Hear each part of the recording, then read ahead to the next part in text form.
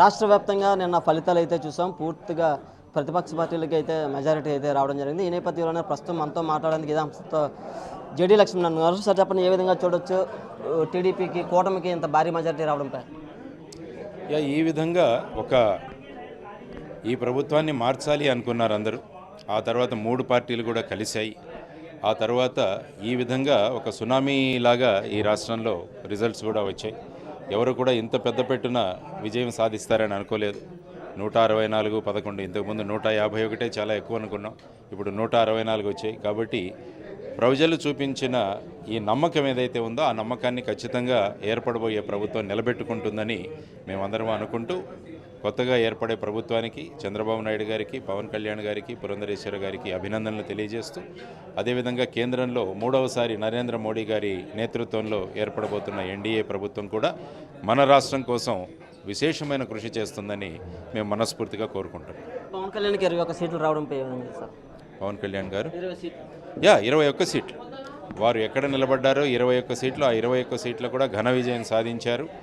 ఇలాంటి పార్టీ కూడా ఉండాలి మనకి. ఎందుకంటే తెలుగుదేశానికి చూస్తే 135, 136 సీట్లు వచ్చాయి. కాబట్టి వారంతకు వారే ప్రభుత్వాన్ని ఏర్పాటు చేయగలరు. కానీ వాళ్ళు రాష్ట్రాన్ని ముందుకు తీసుకువెళ్లడంలో జనసేన యొక్క ప్రధానమైన పాత్ర పోషించబోతున్నారు.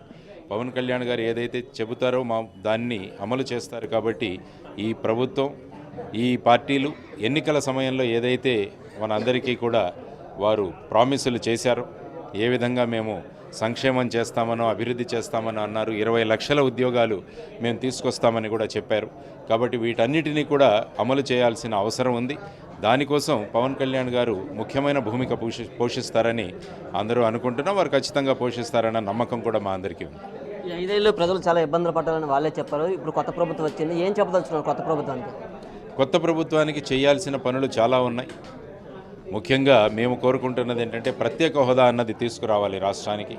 ఆ తర్వాత విభజన చట్టంలో ఉన్న విభజన హామీలు ఏవైతే ఉన్నాయో వాటన్నింటినీ కూడా పూర్తి చేయగలగాలి. తర్వాత విశాఖ స్టీల్ ప్లాంట్ ఉందో దాని ప్రైవేటీకరణ గురించి జరుగుతున్న ప్రయత్నాలు మనం ఆపగలగాలి. ఆ తర్వాత విశాఖపట్నం రైల్వే జోన్ ఏదైతే ఉందో దాన్ని ఖచ్చితంగా ఏ విధంగా రైల్వే జోన్ మిగతా ప్రాంతాల్లో విభజించారో ఆ విధంగా విభజించాలి. ఆ తర్వాత విభజన హామీల్లో ఉన్న అనేక విషయాలు ఉన్నాయి.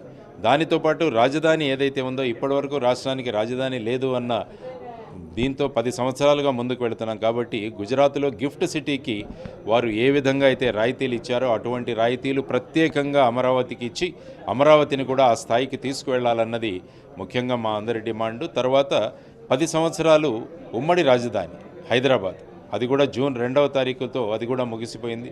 ఈ సందర్భంగా కూడా ఈ ప్రశ్న లేవనెత్తాం. మీరు మరికొక 10 సంవత్సరాలు కానీ అమరావతి పూర్తిగా అభివృద్ధి చెందేంత వరకు హైదరాబాద్ను మళ్ళా ఉమ్మడి రాజధానిగా పొడిగించాలని కూడా అడిగాం. కాబట్టి ప్రస్తుతం ఏర్పడబోయే ప్రభుత్వానికి మేము సూచన చేస్తున్నది అమరావతి ఫుల్ ఫ్లెడ్జ్డ్ క్యాపిటల్గా వచ్చేంత వరకు మనం హైదరాబాద్ను మళ్ళా ఉమ్మడి రాజధానిగా మరికొన్ని సంవత్సరాలు పొడిగించాల్సిన అవసరం ఉందని మేము కోరుకుంటున్నాం. కాబట్టి అది కూడా ఒక డిమాండ్గా నేను చంద్రబాబు నాయుడు గారికి, ఏర్పడబోయే ప్రభుత్వానికి కూడా ఈ విధంగా కూడా మీరు ఆలోచించాలి అన్నది మా కోరిక. దేశంలో బీజేపీకి సీట్లు కూడా తగ్గాయి, ఏమంటారు దీని మీద? దేశంలో బీజేపీకి సీట్లు తగ్గాయి. ఇప్పుడు 292 ఎన్డీఏ కూటమికి ఉంది.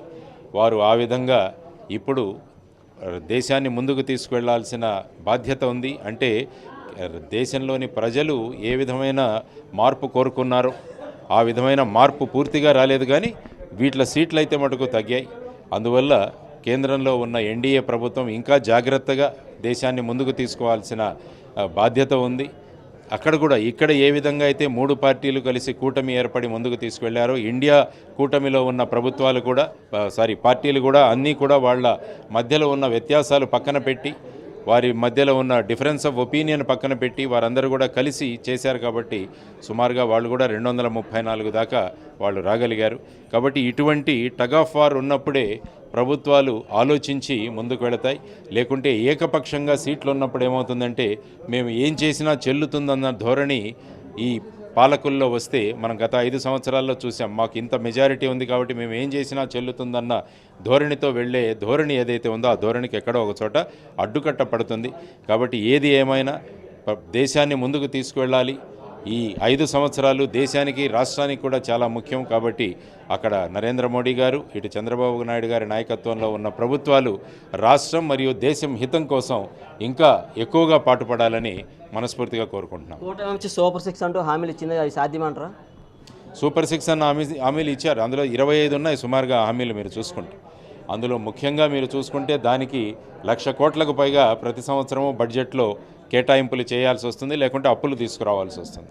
అందువల్ల ఇది కనుక మీరు నెరవేర్చాలి అంటే మనకు ప్రత్యేక హోదా ద్వారా పెట్టుబడులు తీసుకురావడం చాలా ముఖ్యం. ఎందుకంటే మీరు కొత్త ట్యాక్సులు వేయలేరు. కొత్త ట్యాక్సులు వేస్తే మళ్ళా ప్రజలకు ఇబ్బంది కలుగుతుంది. కాబట్టి ట్యాక్సులు వేయకుండా ప్రభుత్వం యొక్క ఆదాయం పెరగాలి అంటే మనం ప్రత్యేక హోదా ద్వారా అభివృద్ధి కోసం ఇక్కడ పెట్టుబడులు వస్తే దాని మీద వచ్చే ట్యాక్స్ మన దగ్గరికి వస్తుంది. అదేవిధంగా కేంద్ర ప్రభుత్వం నుంచి ఏదైనా ప్రత్యేకంగా గ్రాంట్ తీసుకురావాలి, దానికోసమే ప్రత్యేక గ్రాంట్ కోసం కూడా వారు అడుగుతున్నట్టుగా మనం వార్తాపత్రికల్లో చూస్తున్నాము. ఇవన్నీ చేస్తే తప్ప మీరు అన్నట్టు సూపర్ 6 కానీ మిగతా ఏవైతే వాళ్ళు ప్రామిసెస్ చేశారో, మేము ఇస్తామన్న వాదనలు ఏవైతే చేశారో అవన్నీ కూడా నెరవేర్చడానికి మన దగ్గర ఖచ్చితంగా డబ్బు కావాలి. ఆ తర్వాత మేము కోరుతున్నది ఏంటంటే ప్రస్తుతం రాష్ట్రం యొక్క ఆర్థిక పరిస్థితి ఏంటన్నది కూడా ఒక శ్వేతపత్రం రిలీజ్ చేయమని అడుగుతున్నాం. అంటే కొంతమంది 4.5 లక్షల కోట్లు అంటున్నారు, కొంతమంది 11, 12, 13 అంటున్నారు.